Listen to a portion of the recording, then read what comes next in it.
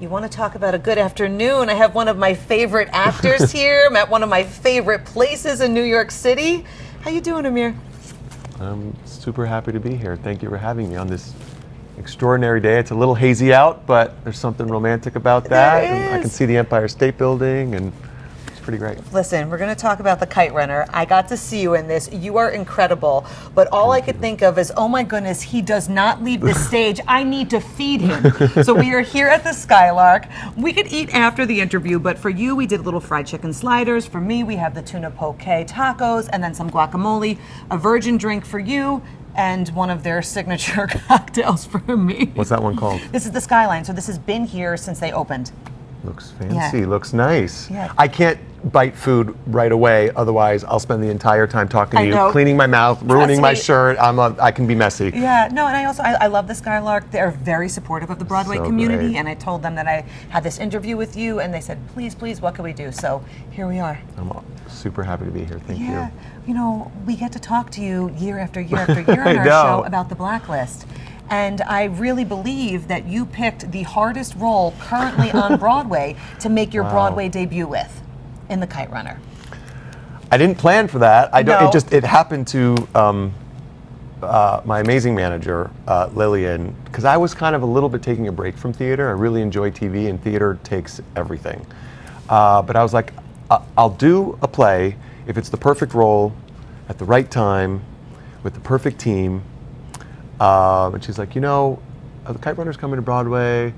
I think there's a role that's right for you. The role's name happens to be named Amir. I was like, all right. Crazy. And I was like, honestly, when I auditioned for it, I auditioned for it more just to like, because I've done a couple plays during the hiatuses of the Blacklist, but I had done readings of them. They had just come to me. This is the first theater audition I've done in like 9 or 10 years.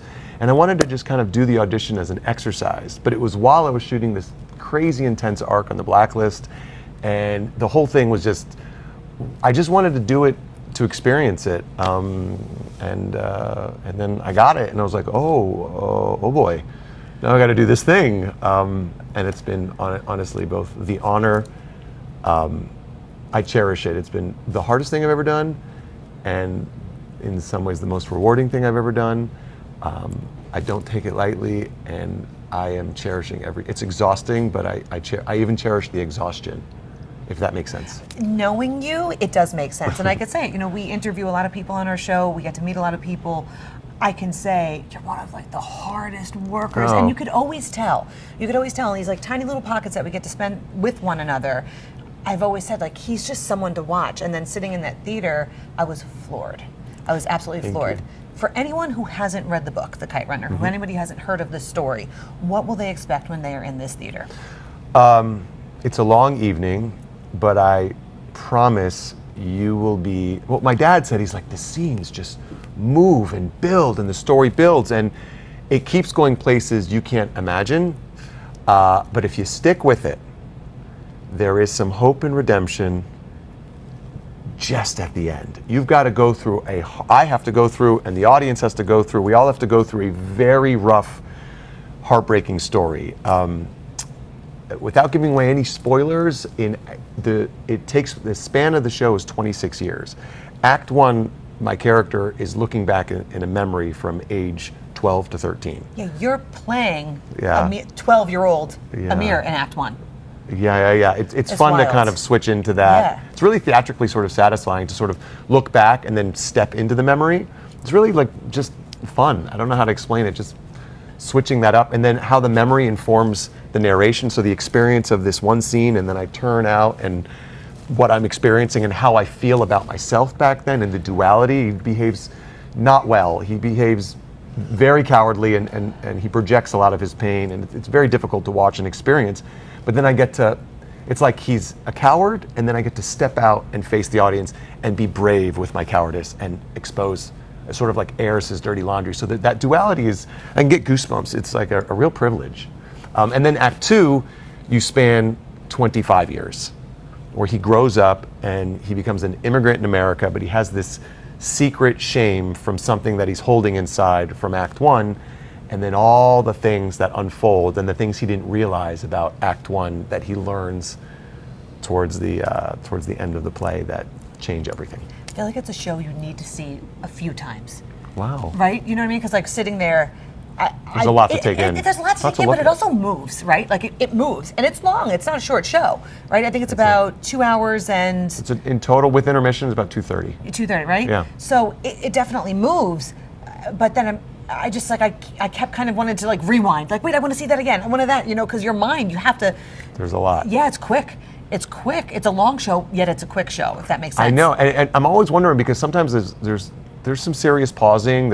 You have to take breaths to allow what happens. I mean, there's deaths and there's a lot that happens. And I remember actually talking to the director, and I was like, I feel like am I married to this music set? Do I have to go as slow as this music? Actually, the music director said something really, really brilliant. It's a sad scene where I have to kind of reference back to, and I was like, dude, I want to keep the play moving. Look, this is a long evening. I don't want people to start fidgeting in their seats. Take your time. You can take your time with that. My instinct was like, let's keep it going. But it's a moment of, I'll take it, it's after the final scene with Baba. And there is a music cue that is very haunting. And I said, well, what happens if I finish the monologue before the music cue ends? Then you just wait for the music cue to end. And it's like I'm actually at a grave, sort of praying and giving respect. And if I finish after the music cue, which hasn't happened, then I just take a breath and continue. So they're wonderful direction to allow it to breathe how it experiences that night. Yeah. So it's pretty special. You said you were looking for the perfect role at the perfect time. So why is this the perfect role, and why is this the perfect time? Well, first, it was my Broadway debut. The role is named Amir. So there's something serendipitous and what's going on with that. It's as challenging as a role I could imagine. Just the endurance of the role. You need a challenge. You're someone who needs a challenge, don't you? Yeah. What's the point of becoming an actor or storyteller if you don't face your fears? If the more scared I was, even parts of the role I didn't like. I really didn't like. I was like, how can I get behind this? And you're taught when you're an actor to make active choices, but so much of him is indecisive. How do you take indecision and make it active? That's where the monologues actually help, because you can look back at that. And I was like, oh, this is going to be. Oh, the audience is gonna hate me, and this is gonna be. But it's like, you're not doing this to be likable. You're doing this to humanize someone that is very troubled. And it was actually in my callback where I sort of discovered the love inside of him, and it's just misplaced love that he doesn't know what to. He's a motherless child. He's got a father he wants to impress, and they're very different. He's a young writer. The father is a hard worker. He's kind of internal. The father is very boisterous and presentational, and he's just trying to find how he fits in. He's born into privilege. He's born with a silver spoon in his mouth, so he doesn't really have awareness of the troubles of those around him. He was born into it, and there's love inside of him, though, and it takes a long time for him to figure out and accept that in himself. It's so challenging that it's special, and like anything in life. I mean, if you're going to run I don't know, how do people run the New York City Marathon? Like, you train, you don't know how you're going to do it, and then you do it, and it's the most rewarding experience you can imagine. So I knew no matter what would happen, I had to face this. If I fall on my face or if I jump up, I needed to know.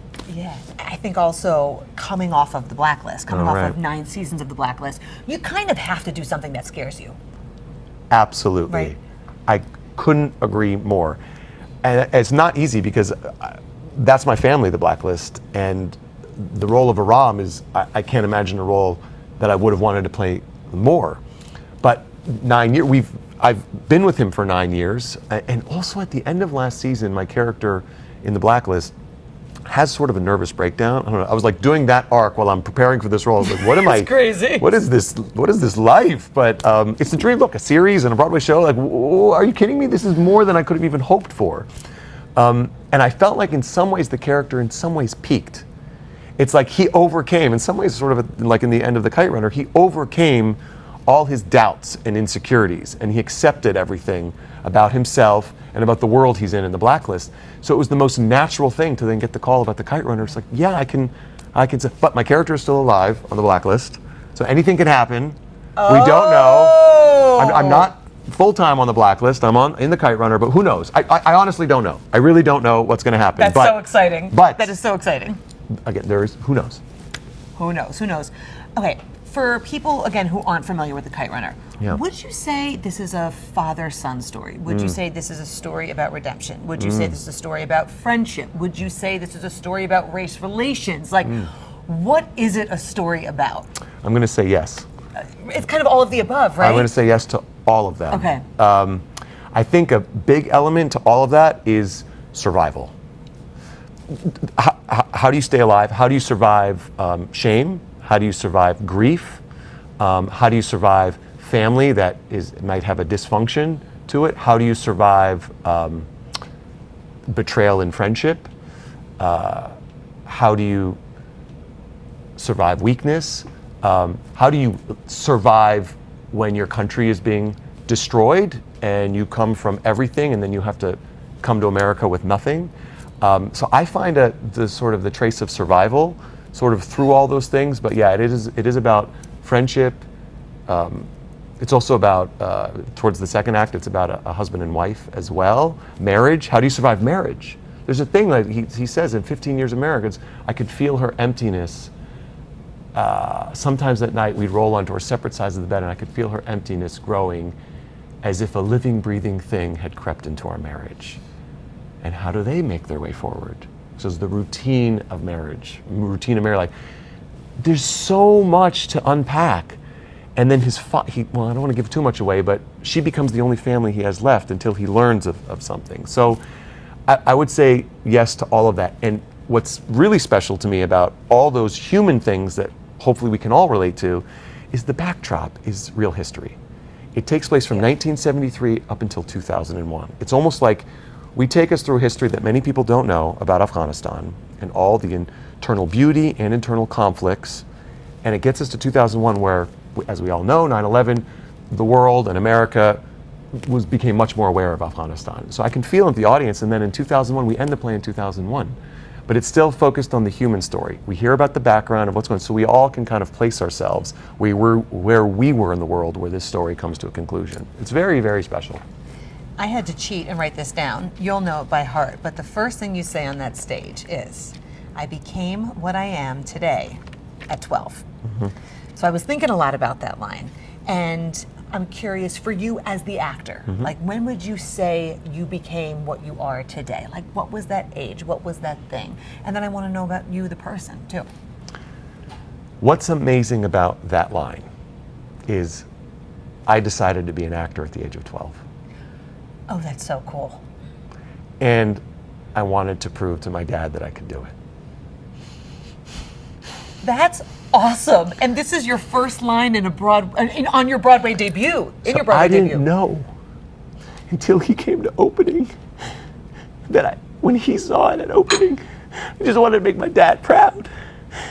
That all of a sudden after opening, I felt lighter. I didn't know from the start. I was like, can I do this through opening? And then he came and he was so excited. He was like doing this after the show. If you make me cry off any more fake eyelashes, because I went through a pair when I went to see the show and I'm going to do it now. That's incredible. Yeah. And he was like concerned. Are you sure? You're a smart kid. My mom was like, you have talent. This is your dream. He's like, you can do so many things. And then, of course, Blacklist, he gets so excited.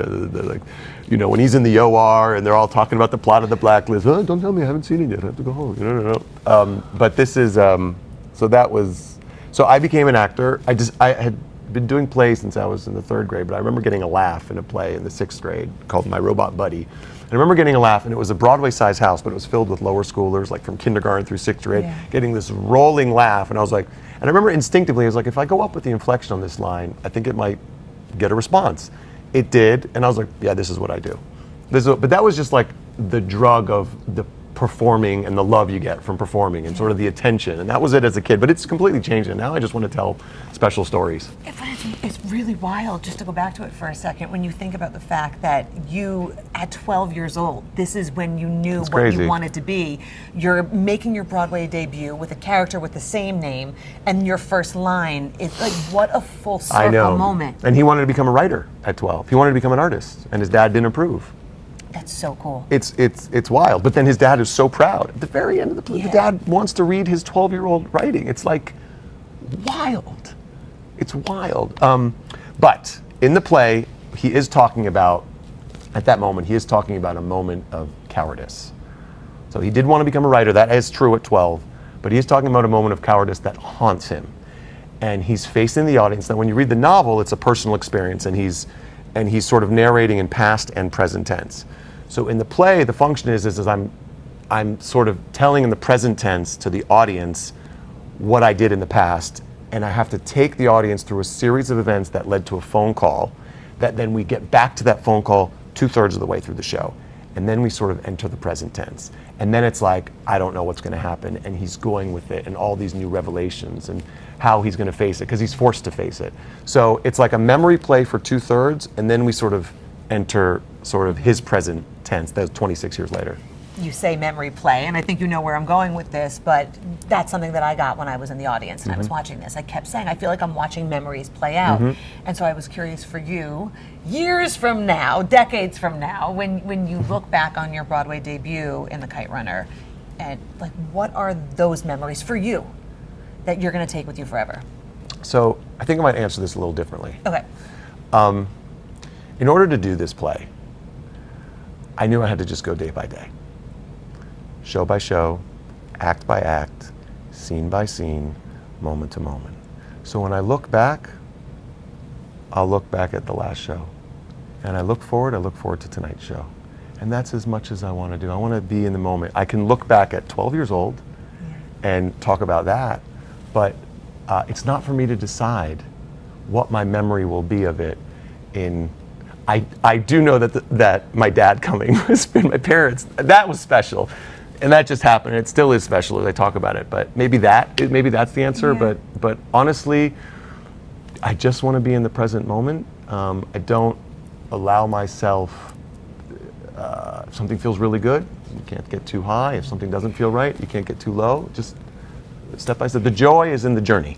Yeah. How are you dealing with that? Because TV, those are totally different muscles, right? You do a take, okay, great, cut, another take, this, that. You could kind of control stuff. You direct, you're a director as well. Like, so you can control your surroundings, you can control your settings. You can't on Broadway. You cannot. You risk it all. How is that for you?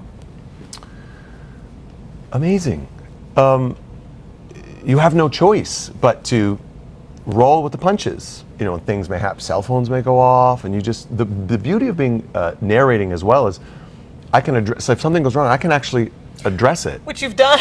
Were you there when something happened? I wasn't, but I was watching a clip online about it, but like somebody's phone went off with Siri, right? Someone went off with Siri. A dog actually barked. I think it was a service dog. I was like, it was towards a very sensitive moment when the character is praying, and a dog barked, like a little woof, and then it barked again, and I remember just being like, "It's okay, doggy."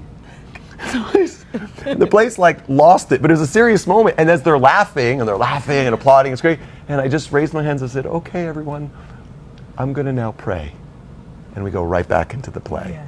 So I never want to fight the audience, because then the people shifting in their seats. I just want to make sure the story is clear. I feel like there's a responsibility as the narrator as well to make sure all the story points are landed.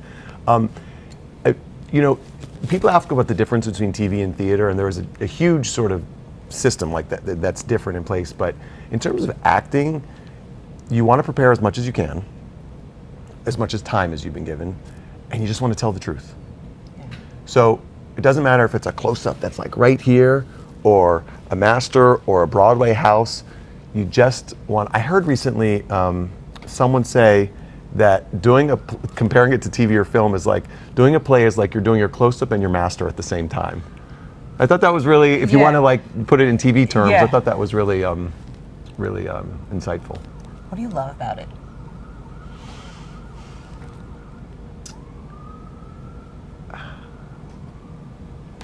You know, it's like right before, like as you're getting in your dressing room 5 minutes, you're like, what am I doing? This isn't, why am I doing this? Oh my God. And then you just breathe and you step out there. And then when you finish, it's like I don't know how to answer that, but it's almost like when you're on stage, there's no time to worry or whatever's going on in your life, you just stop and you tell this story, and in some ways you can work it out through the storytelling. And also, if there's anything worrisome, it's like, look, the privilege of being on Broadway and getting this is like the dream of so many, and there's such tragedies going on in Afghanistan right now, and have been for 40 years. If I ever worried, it's I don't sound stupid, but it's like not about me at all. It's about the story. And if like I have a duty, so it becomes a little more purpose than, oh, can I do it? It becomes like, you have to do it. So I don't know, what do I love about it? That I'm able to do it. I don't know. That I'm able to do this. I didn't know if I could, and yeah. Yeah, and you're doing an insane job of it, to the point where I was in the audience and I was worried for you. I was like, he doesn't leave the stage. There's not many shows where someone doesn't leave the stage the entire time. And that's why I wanted to feed you. I will say that, you know, I eat as clean as I can usually in my life. But with this show, I lost 5 pounds within the first 2 weeks of rehearsal. Get me on Broadway. That's funny. So I started getting to eat whatever I want. I'm like having desserts, I'm having breads and mayos, and I can't wait to eat this chicken sandwich, and like dessert and chocolate at night, and like things that I wouldn't allow myself, and it's just getting burnt off. So that's awesome. Yeah, I have to, during intermission, I'm like eating like a power bar or trail mix, something that won't make me feel heavy, but I need the blood sugar, and then also chips. My vocal coach taught me chips actually salivate the voice. It's over, so I eat like either a power bar, and then I eat a bag of chips, and as I'm literally finishing the chips, I'm walking to places. Stop it. And a Powerade or a coconut water. Listen, talk to or whoever one of you these gotta delicious cranberry orange juices. I got to get myself a role on Broadway, because I got 10 pounds from COVID that still need to come off. So if that does the trick, there we go. There's a TV star here. Okay, so people always say, like, tell me what you were thinking about opening night, but they don't realize that you have weeks of previews prior to that. So let's talk about your first preview. When you walked on that stage, what was that feeling like?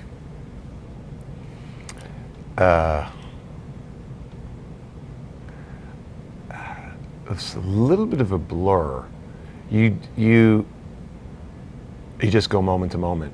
You just like breathe, and you just go moment to moment, and you're learning. You're like, oh, they're laughing here.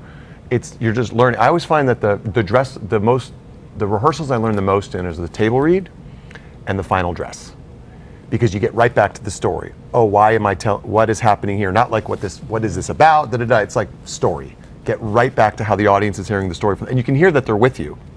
So it's like a learning curve. You just breathe through it, and I made a promise to myself, and I tell it to other people, like, oh, this happened, I'm sorry I dropped that line. I always say to my company members, there are no mistakes. But keep going, don't worry about it. Oh, Amir, I jumped your line. It's okay, it was something new. There's no mistakes. This is theater, there's no mistakes. You roll with it. The doggy barks, the cell phone rings, it happens. You go with it. I don't want to say this. Was it when the phone went off with Siri? No, somebody missed an entrance once. Oh no! But I don't want to say. But so I started making up a monologue about what happened in that scene, in case he didn't come on. Running on, and he's a sweetheart. I'm not going to name his name. He's the most amazing actor. He's the sweetest guy. And I ran to him after. I was like, "Don't even worry about it." He was like, "Oh," I was like, "Don't even worry about it. It was fun. It taught me that I could." There's no mistakes. There's no mistakes. That is incredible. What does life after the Kite Runner look like for you? Again, all I know is that I have a show tonight. And if I can get through tonight, I have tomorrow's the day off. I'm gonna maybe try to watch some TV. But okay. And then after that, we have 2 shows. So I hope we run. I hope I'm fortunate enough to stay healthy, and that our company stays healthy, and there's not another pandemic. I hope monkeypox doesn't stop us, or COVID. Like, I hope we can just keep Broadway open, and those are my hopes. But honestly, I'm just grateful to be alive today, to be able to do this and be here with you. This was really cool. When you first walked on the stage, the guy behind me, he goes, "That's him." Oh, and it was just sweet. It was just sweet. I wanted to share that with you. Do you have any good stage door stories yet? People are really sweet at the stage door. People have been saying some of the sweetest things ever. A lady yesterday, an older lady, I've been seeing Broadway for 50 years. I never waited by the stage door, but I had to meet you. That was amazing. Like something like that. Did she live on the Upper West Side? Probably. She was so, yeah, she said really sweet things, and that was so things like that, and you're like, it just reminded, like when people who have immigrated from Afghanistan come and are like crying. I met a guy who had just come over because he was a translator for a U.S. Marine, and that's how he was able to get a visa to come over, and me and him were like hugging and crying, and he was proud of, he understood me when I spoke Dari, and I was like, there's no better compliment than that. There's no better compliment than that. Just want to make like Afghans proud, like this is the best. This is kind of a loaded one, but when I say what are you proud of with this show? What are you proud of with this show? I'm proud of the whole team, you know? It's really, we all really get along, we're really supportive of each other. They all want to prop me up, and I want to prop each and every one of them up. I think I'm most proud of that. Yeah. What about when you look at the marquee? Like seeing your name, there is something about seeing your name in lights on Broadway. Like there's just something about it. Yeah, that was nice. It was nice, right? That was nice. It was like, but honestly, like I go to the theater, and you know, Broadway's it's a five flights up to the dressing room. Backstage is like, the stage right is like super tight, where you're like this. It's like high school theater. I'm doing a play like I was doing one in high school. You just go out and you do the play. I'm not aware of Broadway when I'm really doing the show. It's really like moments like this. It's like, oh yeah, wow, this is cool. Like, and so not only is it his playbill, but like you open up the page and you're right there. It was so cool. This is really, I have good really publicists sweet. right over there. Very nice interview, by the way. I mean, do you walk around the city a little bit different, right? Like, 'cause listen, it's one thing. I know that you guys always shot in New York with the Blacklist, but like, it's another thing to be on Broadway and being in New York. It's just a different type of a vibe. Like, do you see the city differently? The city's a little crazy. I know. It feels like Times Square and everything's gotten like nuttier. It's kind of like, it's a lot of energy. So it's like, whoa, I kind of have to go right home and sort of save my energy. Do I see it differently? You know, you step out of a Broadway house and you're Times Square, there's every single type of demographic you can imagine. Everyone from around the world. People have come in and be like, I flew in from India because I wanted to see this show, and I want like, there's everything. There's everything in here, every type of food. There was a street fair on 8th Avenue the other day, you know, so I walked around that between shows. I bought like a bracelet, you know what I mean? I got like a slushie or something. And you just walk down, and every age, every nationality, there's everything. There's loud people, there's quiet people, it's a lot of energy actually to take in when you're sort of trying to save your energy for a show. But yeah, I know, this is the New York City, it's the center of the world. Let's end with one thing you would want everybody to know about the Kite Runner on Broadway.